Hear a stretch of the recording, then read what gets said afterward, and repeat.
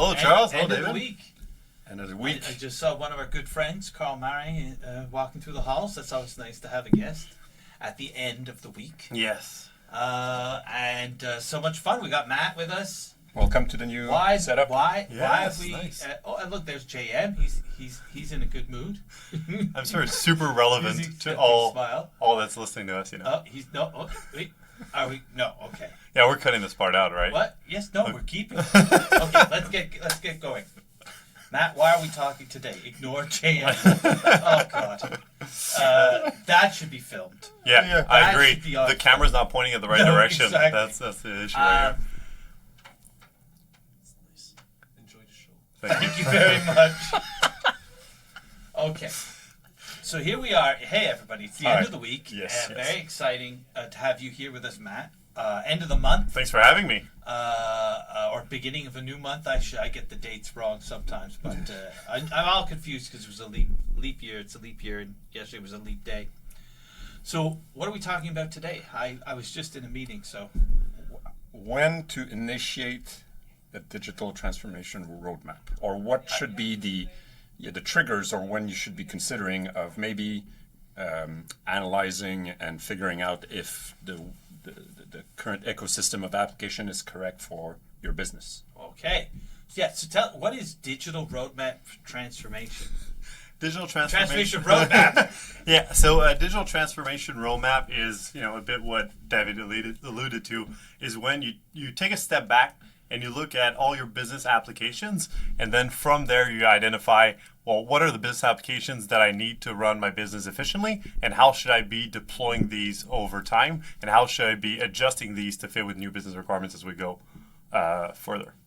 So just to contrast this, so everyone can think about it, I'm company X. I distribute widgets, and over time, as life has gone on, what I've done is I've added pieces of software to solve problems for me. Right? I have, let's say, I have QuickBooks accounting. And that's about it. Maybe I buy a shipping system to help me label. ShipStation, exactly, to help me label my packages and send them out.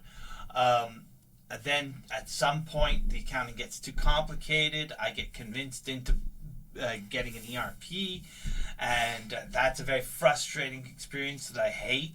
I think it's like 80% of people who ever implement an ERP regret implementing the ERP, even though it is a necessary beast, but it's such a painful process. It's scarring. Not when you do it, Matt, but that's the general experience.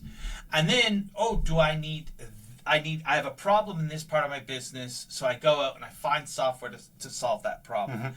And it soon enough looks like barnacles on a ship, right? I've collected this kaleidoscope, not even an ecosystem, like this wild Hodgepodge. hodgepodge kaleidoscope of solutions. And the question is, I could keep going like that. When should I stop what I'm doing, take a step back, and say I need to completely, in one master plan, redefine what my digital platform should look like, right? Yeah, exactly. And I mean, there could be at different times or could be different reasons for it. I think one of the first things that you talked about was I've been creating all these additional applications to kind of bridge all these smaller gaps I have. And that causes two things. So it leads you to a place where, first of all, you potentially don't have the right feature set in the right business solution, so you're underutilizing a solution that you might already have in your application part, or you're trying to recreate the wheel when something already exists that's easy to integrate to it. The second thing that might happen as you're building all these little apps and pieces together or additional functionality is you get to a point and everyone's always telling you, I don't know where my source of truth is for my inventory levels. I don't know where I should be entering data and how it should propagate. I can't trust the system or systems that I'm using because the information is so spread out over all the different applications that I have, and because that everyone starts working off spreadsheets. You see it building their little Excel tools and just kind of not having a holistic view of their operation. And at that point, when you hear that a lot of, I have these Excel files that I keep using, I don't know where my master truth is, and I don't I can't feel like I continue to grow, that's when you should take a step back. Or that's one time that you should take a step back and say, all right, what do I need to run my business, and what business solutions are actually available for me to do so?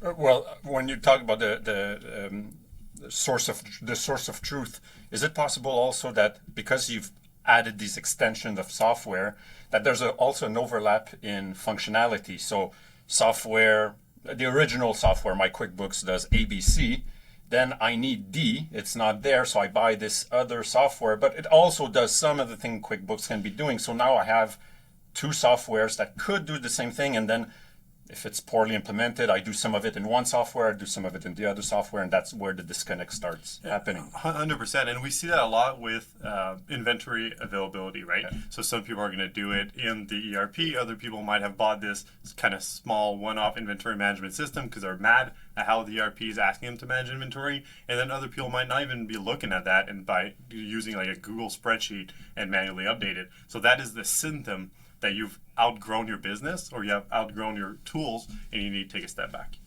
What about the issue of just the practical issue of vendor management?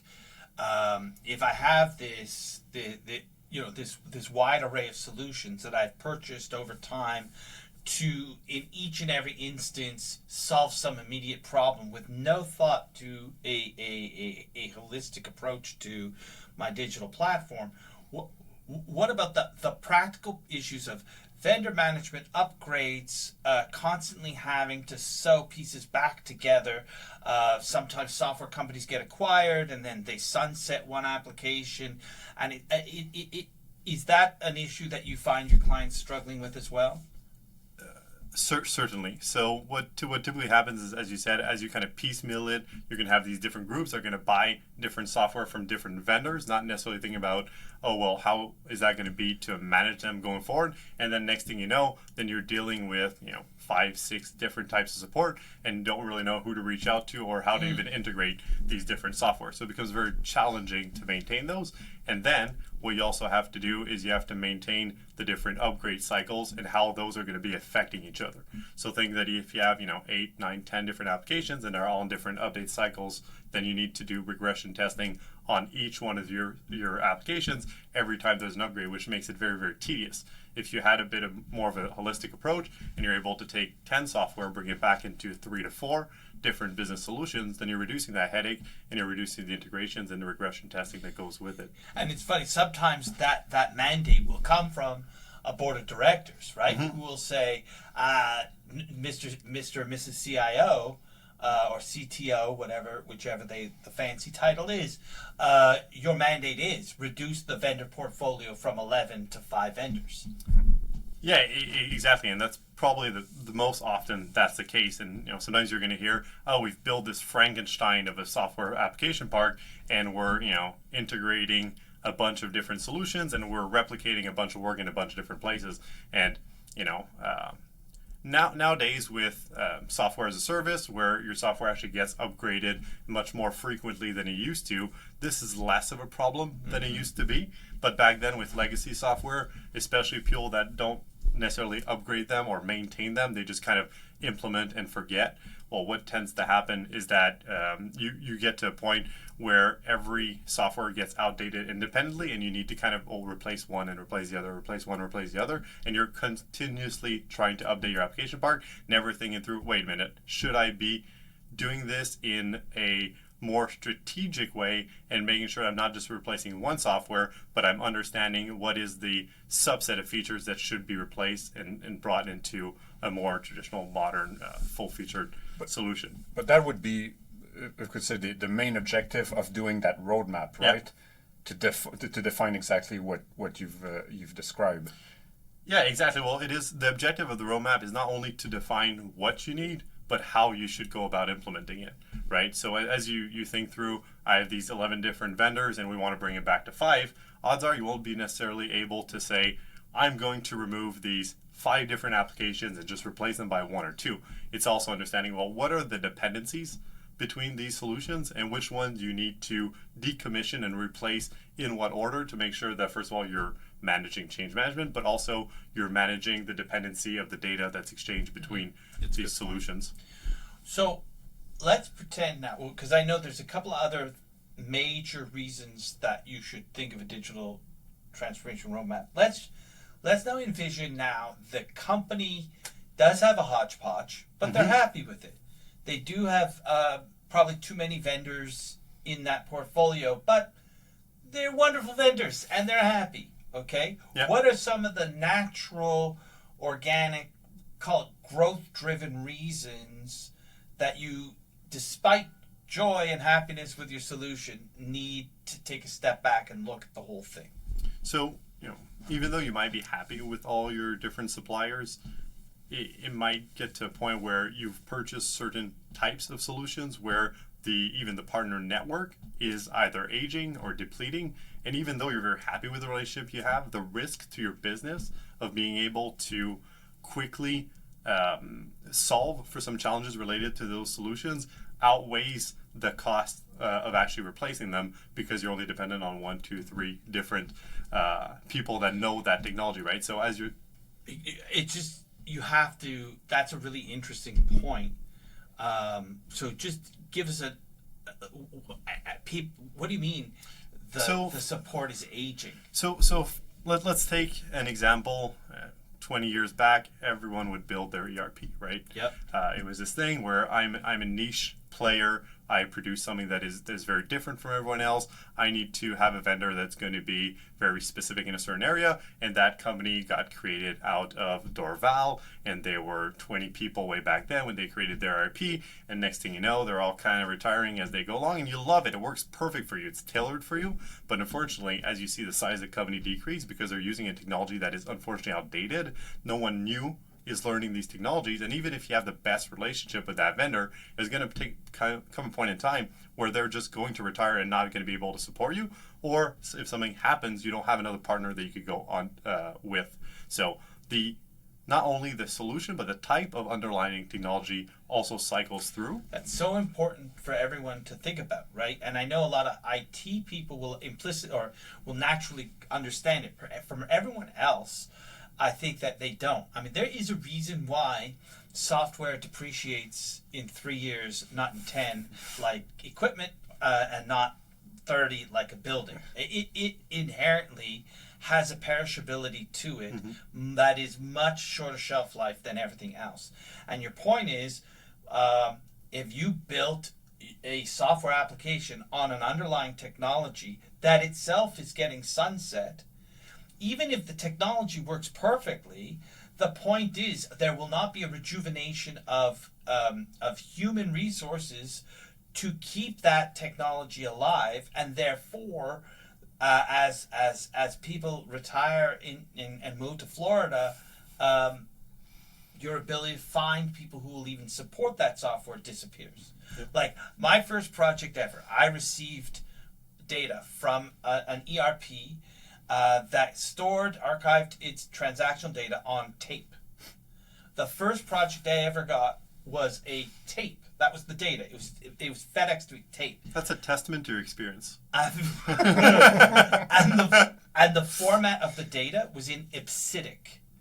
I haven't even heard of that. Exactly. No, exactly. Never I couldn't heard of even that. support you at this But point. imagine it's a type of data that you store. I think I've already told this story on another podcast, where it's how you store, because the data only has so much room on a tape to store data, so it's how you store numbers. Anyway, you had to do all this thing to explode it out to be real numbers. But you think about that, right? There is no one left who could, like, I just know how to say EBCDIC. I don't even know what it means anymore. I theoretically know what its function was. So that's a real risk in your software. Mm-hmm. Yeah, exactly. And even what it's hosted on. So you're talking about the underlying technology, but then it comes to all the hosting of that software. So older software, which is actually hosted internally, either you don't have a need for internal IT anymore, you offload it, there's less than a resource that are actually managing internal IT for clients. So even your risk of managing not only the underlying code, the application, but the infrastructure around it becomes a potential challenge, especially as you migrate to these software as a service, right? And then on the flip side of that, well, what's also happening is, well, as people have been migrating to software as a service, and there's a lot of tools available. I mean, how many inventory management tools are there? More than you could probably think of. What's happening is that there's so many of them that, to your point, people, whenever they need to address an issue, they say, oh, let's get off a spreadsheet. This tool works for us. They're not going to actually go through, take a step back, and find something that is going to fit long term. So yes, now we don't have the problem saying the technology is deprecated, but quickly we get to the end of the usable functionality set of these quick software that we could just kind of implement in a very short period of time, and then we're back and making a decision on, well, what do we get? What do we get? We get back to this place of having multiple vendors and need to take a step back. I would say probably, every 5 to 10 years, a company should say, okay, where are we? Where's our actual long time plan or 5-year plan in understanding our technology? What needs to be deprecated and what needs to be replaced? And we have the we have the reflex to do it with computers, for example. Like even as I lit, every 3 years we know when a computer gets 3 years old, we got to change it. It's a physical No good. one has ever replaced my computer in 3 years. My computer's 7 years old. Well, but yeah. everyone else gets that. Exactly. Yeah. Everyone else Not gets me. that. Yeah, and then we give him with a very 'Cause I sturdy control one. it. Yeah. Well, they're supposed to go to you. Finally, they go to me because I have control over it. But it's funny because if it's a material good, right? If you look at a forklift, or if you look at a rack, or you look at all these physical infrastructure, you're gonna have the reflex to look at it and say, Can see it's damaged. yeah, you can see it's damaged, you can see it's aging, so it's easy to have the reflex that I think we need to take care of it. Software, unfortunately, since it's not something that is apparent, right, and you're so used to it all the time, like, if it works, it works. But there is a risk, and that's why it depreciates, that at Huge, yeah. some one time it's just no longer going to work. All right. So the last one, I think, unless I'm forgetting, because Jeremy no longer provides us with notes to guide our conversation, but we all know if he did, he would make the font too It's small. because you've complained about it too many times. Well, that's why I have my phone now, but Yeah, but then yeah, I know it locked. I think that at least one other one that needs to be addressed is when two companies come together in commercial matrimony via a merger or an acquisition, right? So I mean, we're dealing with this with some of your clients right now. This is a routine part of our world. You take company A acquires company B and or merges with company B, and they both show up. Anyone who loves early American modern music, Charles Ives, two marching bands meeting at an intersection, and it's a musical piece where played by two marching bands who are playing independently, and then they crash into this cacophonous, horrible sound, and then they just so you got to bring the two companies in. And they could be the same industry, same city, like identical businesses that are merging, but they come with two radically different software footprints. And well, I don't know if you're talking about, we're all thinking about the same example, but I don't know which one. in the Northeast, which is not on the ERP side, but on the warehouse management side. I wasn't thinking of that at all, but Okay, But when there's an I think it acquisition would be, where... it's applicable. Yeah. I was thinking of some folks in Ontario. Yeah. Okay. Exactly. Because and the one I'm thinking is that the two software, both businesses actually are running good software. They're not deprecated. They're not insufficient. Both are actually good, but there might be the overarching desire of unifying it, even though they're independent. Interesting. Actually, in your example, I don't agree. Only in the sense, not because you're wrong. What I mean is, I know enough about one of those two systems where, if you think of people aging out of support, that is a real risk for that company. Fair, but you're right. But in the specific example, that company is also the one that is, let's say, the one that's coming and that's saying, well, I have something that works. So it might be very challenging for the other company that has something more recent that say, well, what I have works as well. So in terms of triggering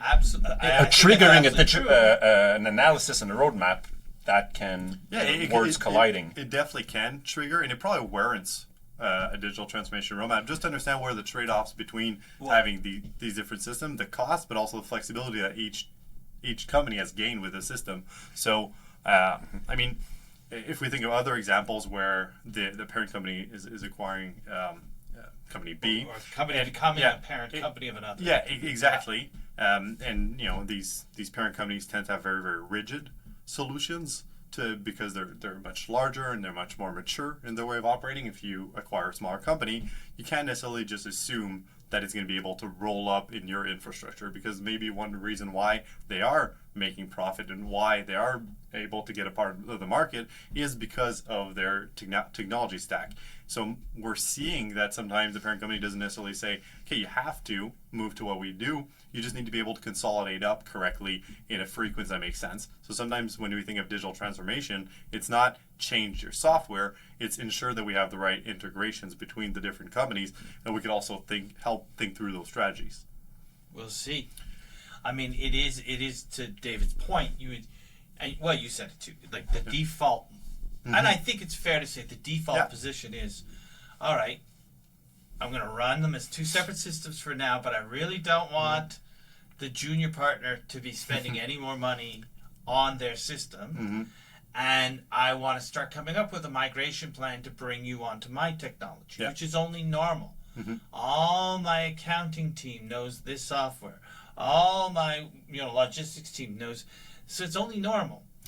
I guess one of the places I'm seeing Yeah. that doesn't always apply Yeah. is if you think of in the Microsoft space, there's the Business Central, which is the SMB, and there's the finance and operations. Yes. Right. And I feel like because the compatibility of these different tools and also just the knowledge, the ease of knowledge between going back and forth, I'm seeing some companies tell the sister company or the smaller companies, you can actually stay on Business Central because of your license costs and everything like that, and just roll that up. So what you're saying is very, very true. But depending on if you're sharing the same vendor, then it's an easier case to say, let me keep my more flexible platform, understanding we're on the same vendor. Well, that's fascinating. It is the end of the week, and I don't really want to end my week talking about this. No? No, I want to get on to more pleasant topics, but no, I'm just kidding. It's a really interesting thing, and I know we started earlier this week. We were all kicking around this topic, and it's easy to say, well, now let's get into what a digital roadmap really means, and I think we'll get that in the next podcast. I think it's really important to lay that groundwork and give people some of the ideas of why they should be thinking about this, especially the people who are not in IT. So thank you, Matt. Welcome. Thank you for having me. It was a pleasure. Thanks, Matt. Have a good weekend. Happy end of the week, everyone. Ciao.